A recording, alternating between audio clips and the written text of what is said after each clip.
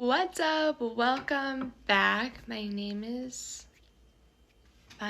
sign name is, and today we are going to be talking about can deaf people hear in their dreams? So this is not going to be a video you guys are probably going to like or not because it's not one straight answer. There's so many different components to it, such as what age you became deaf. If you were born deaf, then most likely you will dream in sign language. There always might be an auditory component of it, but like if you became deaf or had severe hearing loss after the age of 5 and like are deaf going on, you still might have some hearing in your dreams. But if you were born deaf, then no, you will probably dream in ASL, but it's different for everyone.